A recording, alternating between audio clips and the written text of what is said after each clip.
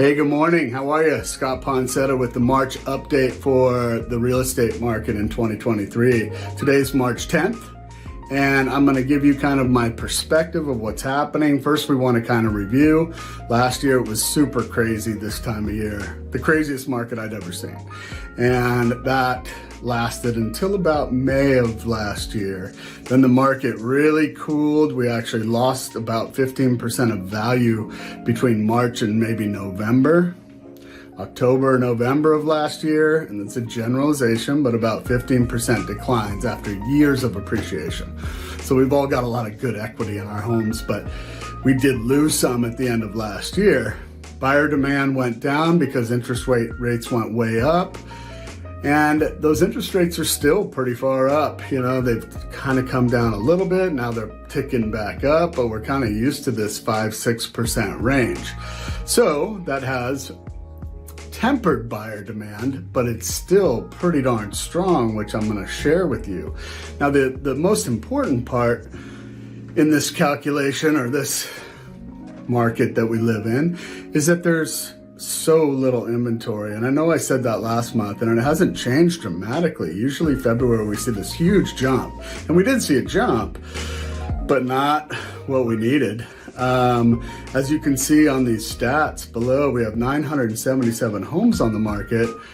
And that's about a third of what we have for a balanced market in Santa Clara County. That's normally 3,000 units is kind of this balanced market.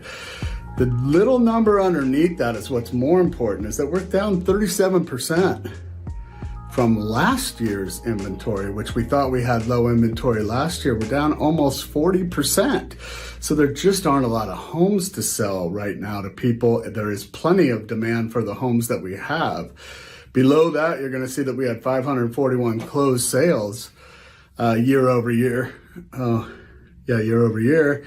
And that's down 40%. So there just aren't as many transactions happening. There aren't as many deals happening.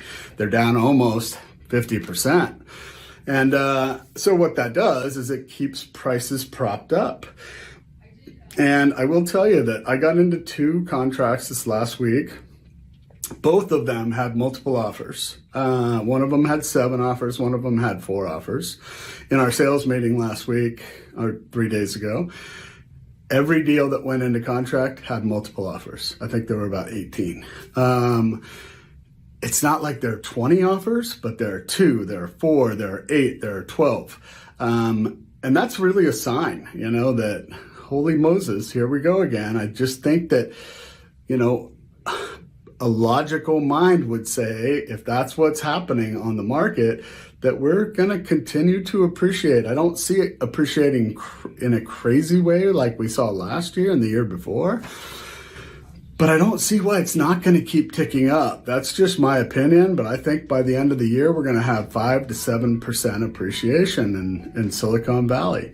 So, and that's just a prediction. It can change next week. Something can happen and it can change, but that's where we are, and that's what I'm seeing. So whether that helps you in a buy-sell decision, I hope it does. And, you know, real quickly, in the multi-unit market or the investment market, it's been kind of stagnant. These high interest rates, I think, have hit that harder than it has the residential market or the single family home market. I think that we've got 6% interest rates. You have to make that work.